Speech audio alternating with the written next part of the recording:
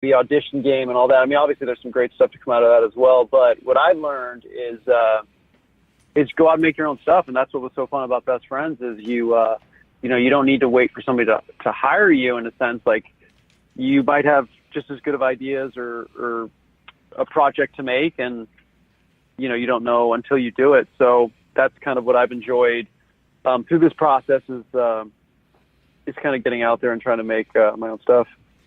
Do you have any good behind-the-scenes Tommy anecdotes from Best Friends? Anything disaster artist? Yeah, there's like hours. I mean, the Red Bull was in play.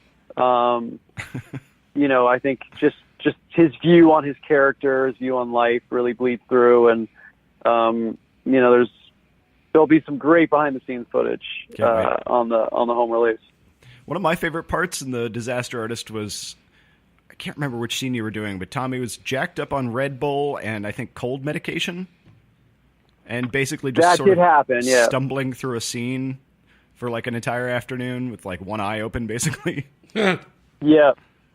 It worked though. I mean, I think Tommy's even more interesting when he's kind of dialed down. Mm-hmm.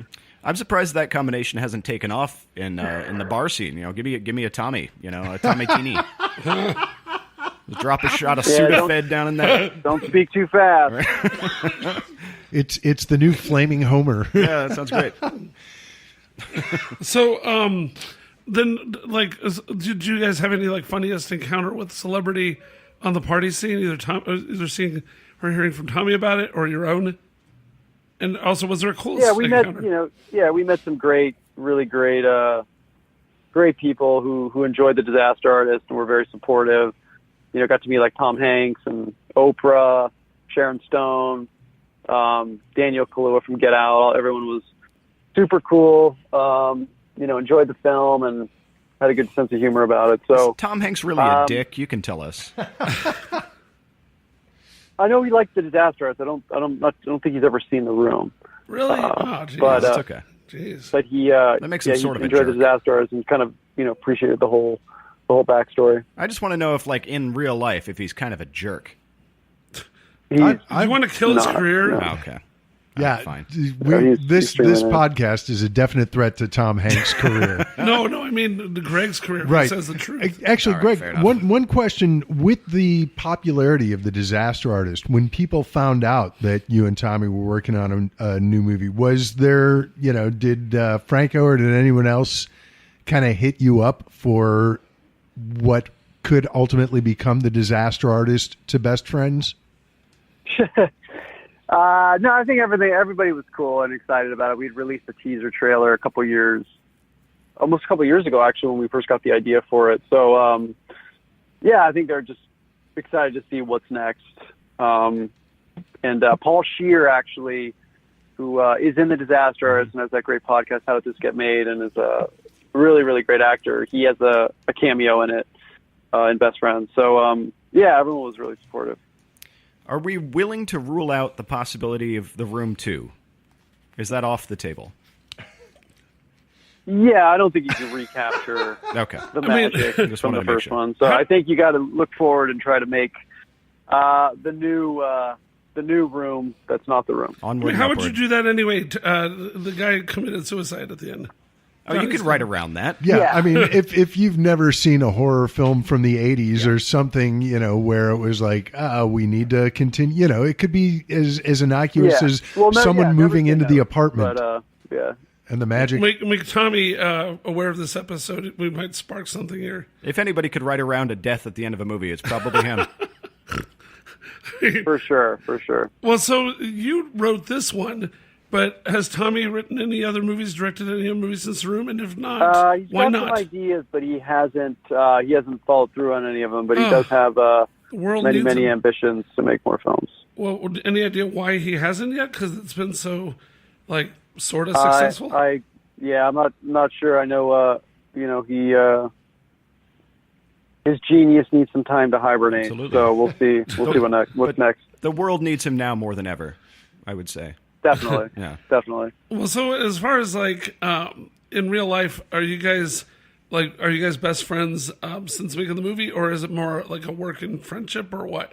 Like, do you guys hang out a lot? I mean, it's been 20 years now since we met in that acting class. So it's a little bit of everything. It's evolved into a bunch of different things, and and I think it's one of those things you don't expect, but it's just evolved, and we've become, obviously very close over the years, and this has been something that's hard to define, I'm sure, for anybody from the outside looking in. But it's worked in the most random way. So how fitting that on the 20-year anniversary of us meeting, we got 2 movies coming out about best friends.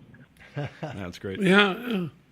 So then, what would you? What did your family's reaction? What was that like to the movie? I mean, are they to The Room and then to The Disaster Artist? I mean, did you try to? I think they were. Yeah. I think they were in shock when they saw The Room, and then I think at this point, like all of us, they're dumbfounded that this has worked and people like it, and I think they're like, "Hey, shows we don't know anything." So I think I think ultimately they're happy. The scene where you show them the screener copy of The Room is one of my favorite parts of the whole book. Oh, that's right. I really forgot. sweet. Yeah. Just tears streaming down Yeah. people's faces. They were stunned. Sure. And what about with The Disaster Artist? Were you able to say, "Hey, look, something amazing came out of this"? Yeah, I think they were just thinking like, "Hey, it's amazing that you're able to take this and turn something out of it." Because we sure as hell didn't see it. So I think they were happy. Wow, that's great, man.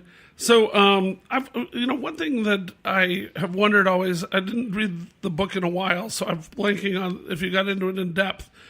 But in the movie, you're just shown as like watching Tommy just go for it in this acting class, like over the top, like crazy. And that kind of drew you in, like his passion.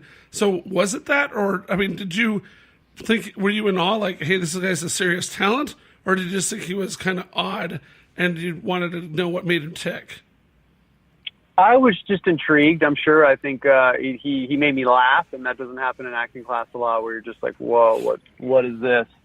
And I just was intrigued and thought, I was at a point in life where I didn't know what I was going to do, and I just thought he would be an interesting person to work with. So I think my instincts were pretty dead on there. He's a character.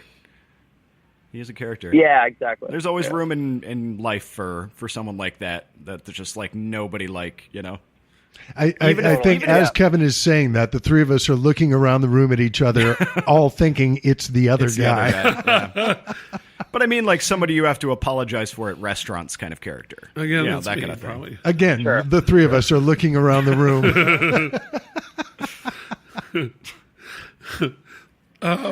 Yeah. So, did you have an answer to that, or I know we laughed over it by accident? So, no, I think he's a fascinating character. He's genuine, and I think it's great we don't know that much, about him. I think that keeps it cool. But you know more about him, you just can't say, right? Or are you really like kept in the dark?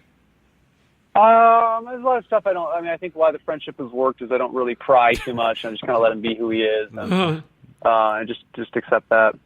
And have you guys ever? Okay, so I went to a screening the first weekend that you did the Egyptian a couple months back, and I'd seen it many times before, Sunset 5 and in Westwood, but it was incredible. I sat from the balcony and looked down, and I took somebody who was foreign. I forget who it was, like it matters, but a friend of mine who was from another country was part of the group, and they could not believe. I think they were from a poor country, and they, believe in it's a big deal. Go to the cinema. Let's treat it with respect. And then they just it looked like a war zone. It looked like a Beirut restaurant had been bombed, or maybe we should say a Syrian restaurant now had been bombed. Like there were like 20. It must have been thousands of spoons on the floor across the floor of the theater in a landmark theater. I was shocked that they were able to just destroy the place like that, and then they keep coming back for more screenings. But did you guys ever get told, "Hey, you better pay for this" on the cleanup, or has every theater always played along with it? No, they're all excited that people are there to have a good time, and I think the room always brings a crowd, and people are excited. And that's what having movie screenings are all about. So everyone's. I think it's a lot of spoons, but I think they feel it's worth it. Okay, cool. Well, it's been great for the spoon industry, if any. Huge for the spoon industry. Yeah. Well, hey, man. Yeah, absolutely. Well, we want to thank you for taking the time, and it's been a blast talking to you again.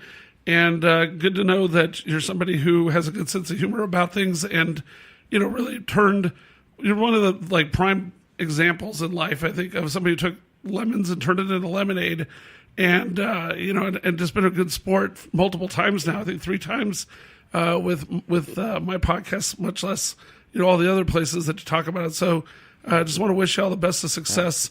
And what do you have going forward? Anything next beyond promoting the Best Friends? Yeah, I want to thank you as well. I mean, I think, like I said, you were one of the first interviews that I ever did back in, I think it was August of 2009 when this whole thing was starting. And, it's been great to kind of chat with you about the changes that have come up. And yeah, I mean, really my goal is to just continue to make stuff, to create. I think I really enjoyed making these Best Friends movies.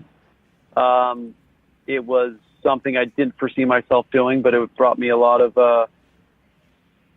rewards. And I think the next thing I want to do is make a horror film. Yes. So that's the next challenge, I think, is to get these movies out there, and hopefully people enjoy them, and then continue to make movies. Great. Right on. Well, hopefully you can come back in person when Best Friends comes out. Yeah, absolutely. Let's do that. We'll be here. Awesome. All right. Well, thanks a lot, Greg. And till next time, I'm Carl Kozlowski. Kevin Corcoran. And Dr. David Robinson. And make sure you look up, check in a couple weeks, find out what the progress is on Best Friends. Is there a website for the movie? Yeah, it's bf-movie.com. You can find it online. Awesome.